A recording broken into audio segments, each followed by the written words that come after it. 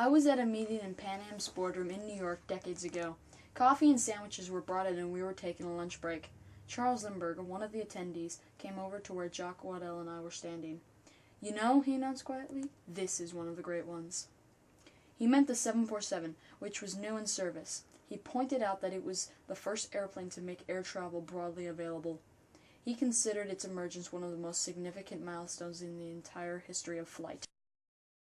The 747, the innovation that changed the economics of air travel and air transport, bringing people and cultures together, by Jackson King and Dawson Dalmeda. Douglas Aircraft was the leading commercial airplane manufacturer in the world prior to the 1960s. Boeing was predicting that jet airliners would be the future of air travel. In 1954, Boeing's Dash 80 proved this concept. By the late 1950s, Boeing had rolled out their very successful 707. Following this, Douglas brought out their DC-8, playing catch-up with Boeing. This was the start of the jet age and Boeing's turning point in becoming the leading commercial airplane company. In the early 1960s, the rise in air demand was increasing because the economy was thriving in the post-war era of World War II, and jet airliners made it more affordable to fly. Many people wanted to experience new lands and peoples. Also, more women had the freedom to fly as they further achieved financial independence beginning in World War II. The airlines were finding that their planes could not accommodate these increasing numbers of passengers. Also, in the 1960s, Boeing embarked on a major new commercial program, the 2707 supersonic transport. Most in the industry felt that supersonic transport was the future of air travel. The SST would meet the increasing demands by taking less time to fly. It took less than 3 hours to fly from New York to London compared to 8 hours for conventional jets. However, the airline still needed more capacity quickly, which is why Boeing decided to develop the 747 as an interim solution until the SST rolled out. Pan American was one of the airlines who wanted to take advantage of the 70% predicted increase in international air travel in the latter part of the 1960s. They needed something big and innovative, changing the economics of air travel. We were looking for a bigger airplane because traffic was growing, and also as expenses, price of oil went up, the crew salaries went up. You need a bigger airplane to spread out those expenses and get the seat mile cost down to where people can afford them. "We'll build it if you buy it," said Bill Allen, Boeing's chief executive officer, as he shook hands with Pan Am's chairman, Juan Trippe. Then, on April 13, 1966, Pan Am placed a $525 million order with Boeing on a huge new jetliner concept, later named the Boeing 747. The 747 would be more than twice the size of any plane in existence. This seemed like a fantasy to many people. How could a plane that big fly? This would be a carrier for the great mass of people, Juan Trippe said in an interview with the New York Times on April 14, 1966. Joe Sutter, a fairly young engineering manager, was given the job of heading the development team to build the 747. Joe was born in Seattle, Washington in 1921, and ever since he was a boy, he was interested in airplanes. In 1946, he started his career with Boeing as a flight engineer. Joe Sutter later would become known as the father of the 747. The 747 was designed from beginning as both a passenger airplane and a freighter.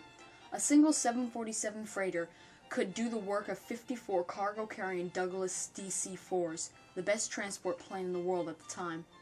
One reason why the 747 was so successful in carrying freight is that it could accommodate highway-sized cargo containers.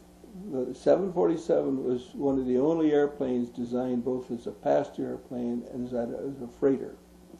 And that was why we had the wide body, so we could carry containers side by side as well as 10 abreast in the tourist section of the cabin.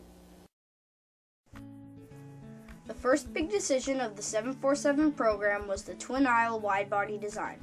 The 747 was originally going to be a double-decker plane, but there were many concerns around this design. The first and most important concern was the space for cargo containers and the ease of loading and unloading the freight. Also, they were concerned about meeting the FAA's safety requirements of unloading all passengers within 90 seconds in case of emergency. The twin-aisle wide-body design enabled quick loading and unloading of passengers and allowed for 2 cargo containers to sit side by side in the 747. The 747 was so large that none of Boeing's existing factories were big enough to manufacture this plane, so Boeing built the largest building, in cubic feet, in the world. This is the Everett plant in Washington. Today, the 747, 767, 777, and the new 787 Dreamliner are all manufactured in this plant. A key innovation that largely helped the 747 program was the JT9D Pratt & Whitney high bypass ratio turbofan engines. These engines were 21% more fuel efficient and had greater than 2 times the thrust than any other existing jet engine. This enabled the 747 jumbo jet to fly longer distances with more payload and less fuel. This innovation rose out of Boeing's development of a large Air Force cargo jet to serve the needs of the Cold War. Boeing lost this contract to Lockheed, but gained a key component for the 747. The 747 program was threatened with many significant roadblocks and hurdles. Boeing was developing the SST and the 737 at the same time as the 747, both of which were given higher priority for funding and resources. Mr. Sutter had a very hard time finding enough resources to meet their demanding project and schedule.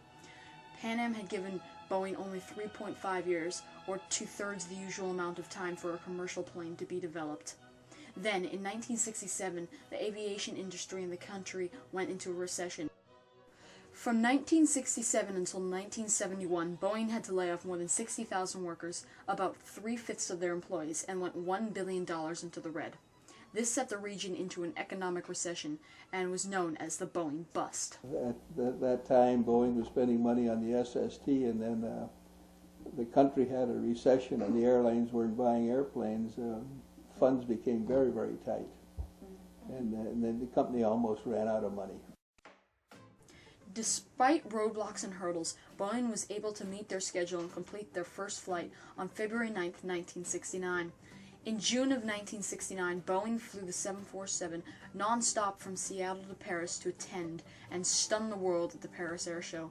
By July of 1970, the 747 worldwide fleet carried its 1 millionth passenger.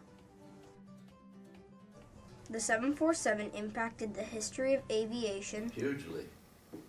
It was the first of the wide-body airplanes, and the wide-body airplanes enabled a lot more people to travel than had been traveling before.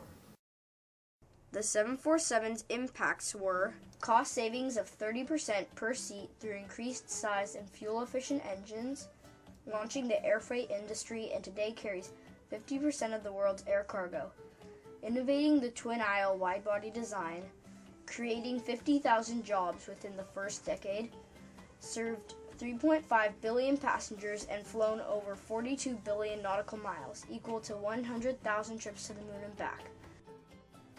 After 41 years in the air, and through constant innovations, the 747 has become one of the most fuel-efficient modes of transportation as seen in the latest model, the 747-8. The innovation that's in the airplane in terms of the engine, the design of the aerodynamics, material, and systems has really reduced the impact to the environment. Boeing still innovates the 747 to be more eco-friendly by being more fuel efficient, therefore reducing the carbon footprint. The 747 is not only an innovation, but is a platform of change that creates innovations. The 747 impacted not only aviation, but brought people and cultures together. I think air travel is good for the world because you can go from one country to another country, you can see how other cultures are, and I think it brings the world together. The 747, the innovation that changed the economics of air travel and air transport, bringing people and cultures together.